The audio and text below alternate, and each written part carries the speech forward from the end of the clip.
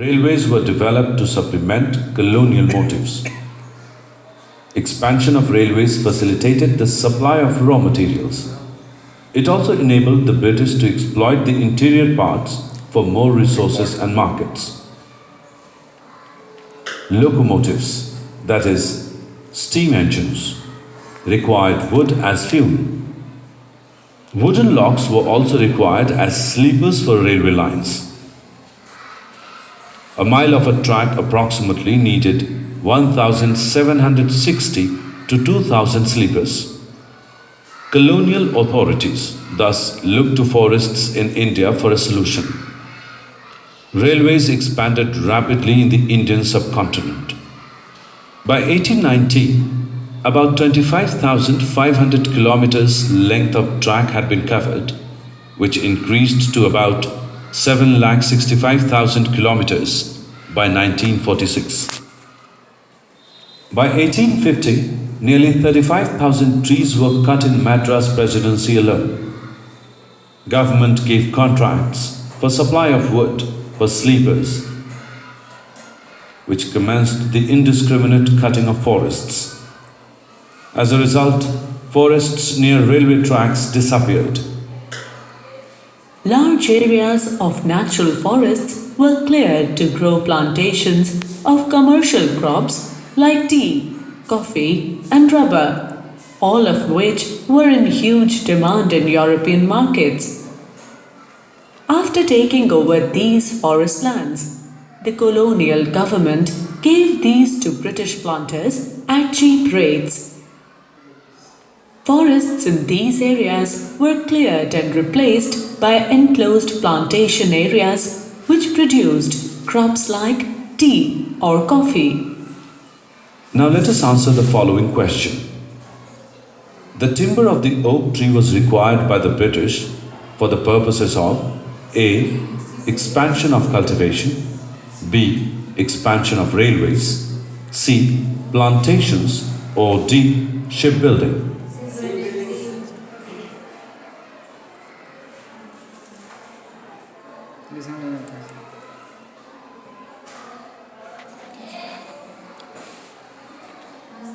D था.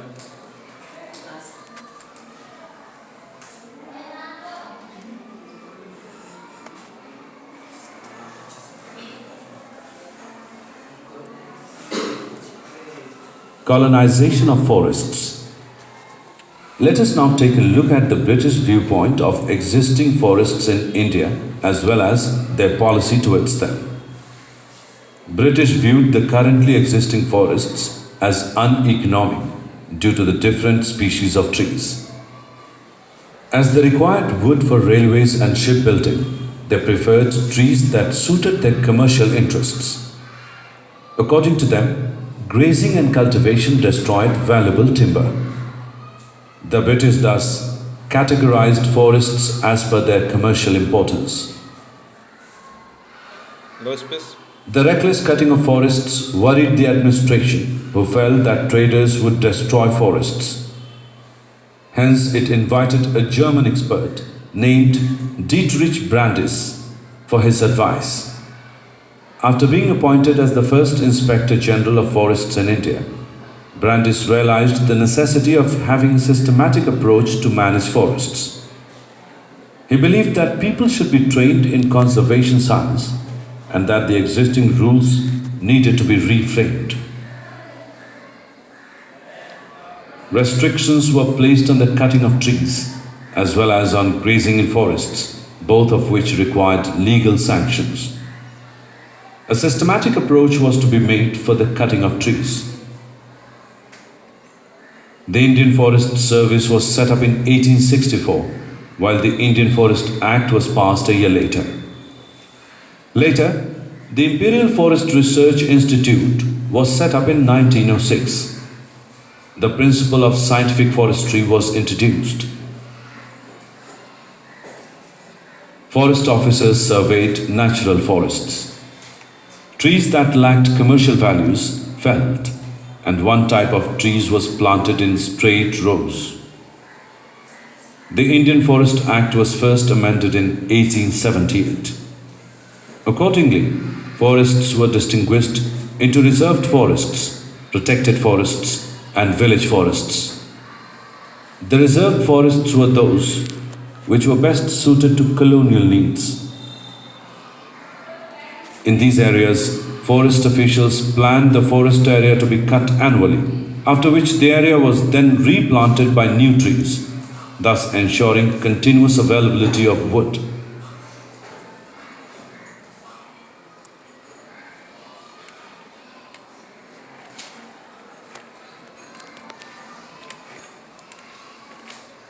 Forests and villages. We will now analyze the impact of the colonial forestry laws and policies on the lives of the forest people in India. As reserved forests were considered best for good quality timber, villages were restricted from using its products. Although they could use both protected and village forests, villages had restricted rights in protected forests. Forest rules and people's life. The forest rules of the colonial government brought hardship for the villages. Their activities depended on forests, which they now could not enter freely. As a result, people started stealing forest goods. When caught, the people had to pay bribes to the forest guards, who often harassed them by demanding free food. People who lived near forests hunted mainly deer and small animals. But colonial forest laws now restricted their customary practices. Ironically, while forest communities who were caught hunting were punished, colonialists and wealthy Indians were allowed to hunt wild animals, which they viewed as a sport. Killing to civilize. Let us now take a look at the attitude of the British towards the wildlife which inhabited the Indian forests. For the British, wild animals were a symbol of savage society. Therefore, killing of big animals meant the destruction of the sign of savageness. Thus, the British declared rewards for the killing of lions, tigers, and wolves. It reasoned that wild animals posed dangers to cultivators who lived near forests. Moreover, extension of agriculture would yield more revenue for the government. Therefore, large population of animals were killed for reward between 1875 and 1925. They included 80,000 tigers, 150,000 leopards, and 2 lakh wolves. By 1947, the Raja of Sarguja killed 1,157 tigers and 2,000 leopards, while George Yulee killed 400 tigers. Certain areas of forests were reserved for hunting. During the course of these hunts, the tiger became sporting trophy. Due to large-scale hunting, many species faced the danger of extinction. Later, however, environmentalists raised the cry for preservation. Shifting cultivation. Let us now take a look at the practice of shifting cultivation and the attitude of the colonial government towards the same. Shifting cultivation was practiced by forest dwellers and people living on hills. In this, a patch of land was selected and the vegetation cleared by fire, after which the land was cultivated till it retained its fertility. After this, the cultivator left the land fallow and moved to other regions. Let us now closely observe the process of shifting cultivation. Firstly, a patch of forest land is selected by the people. Then this patch of land is cleared by fire. Then, cultivation is done on the cleared land for 3 to 4 seasons. Later, this practice is popularly known as shifting cultivation. The government was unable to impose taxes on mobile people, as it was not possible, especially on shifting cultivators. The fire burnt by the cultivators also sometimes destroyed the valuable timber forest. The land that was used for cultivation could not produce timber. Revenue losses forced the government to ban the practice. As a result, communities living in forests were forcibly displaced. Consequently, some of them adopted other occupations, while others opposed the British and rose in revolt. British control and forest trade. Let us now take a look at how the British controlled forest trade in India and its impact on the livelihood of the people. Government regulated forest trade as the lucrative business attracted the evil eyes of the British. As a result, while European trading firms were given monopoly rights, tribal communities lost their livelihood.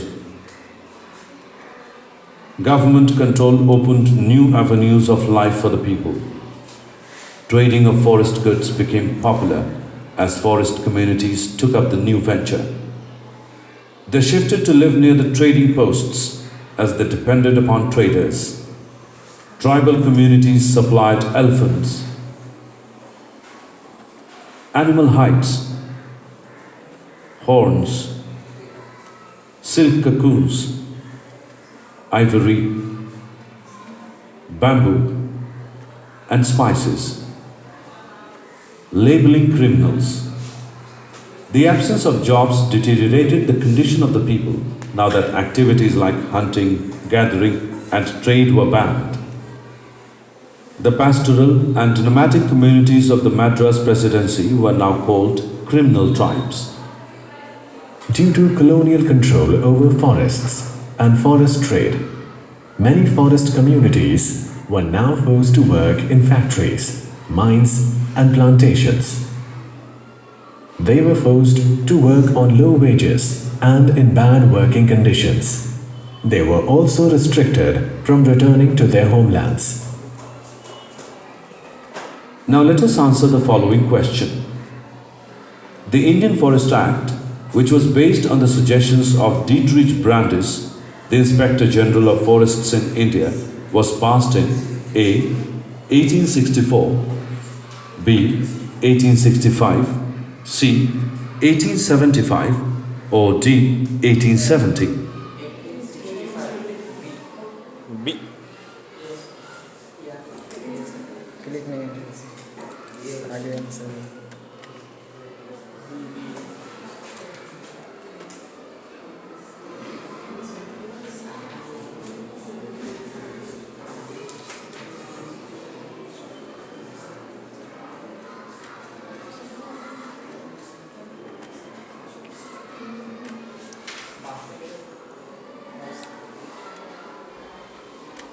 In colonial India, strict enforcement of oppressive British laws forced the tribal people into rebellion.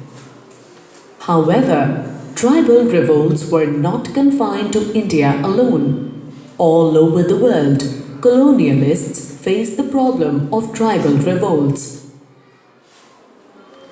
In India, tribal movements were led by Sidhu and Kanu in the Santhal Pargana, by Birsa Munda at Chota Nagpur, and by Alluri Sitaram Raju in Andhra Pradesh.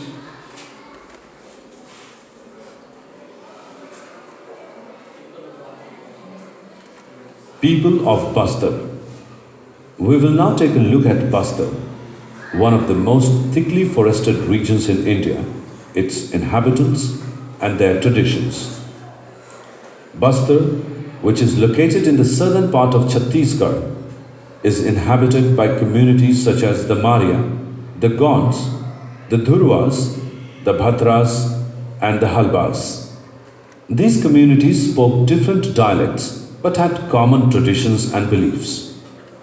The Bastar people made offerings during each agricultural festival.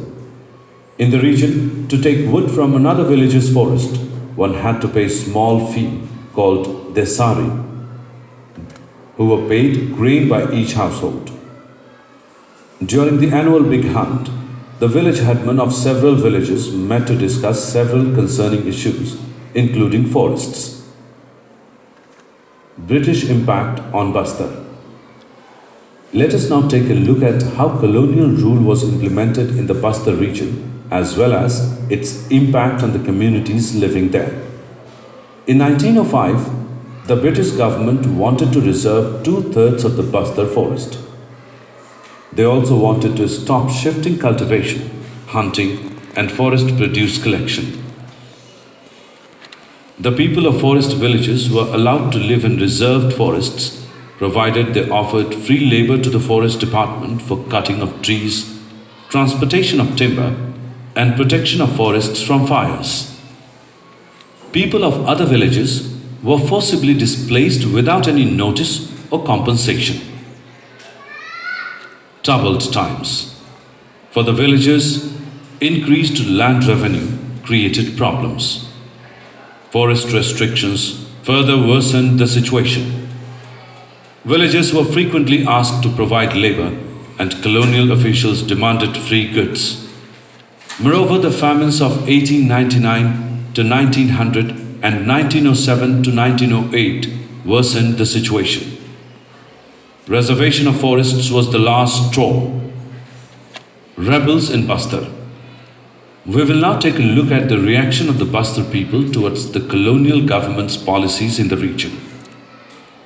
Village councils, bazaars, festivals became the forum of discussions where people discussed their problems. A revolt was seen as the only way to put an end to their miseries.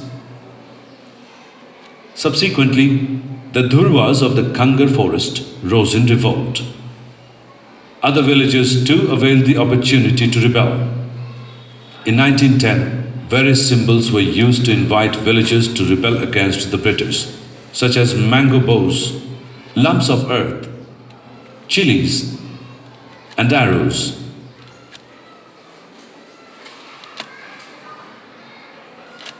Activities of tribals.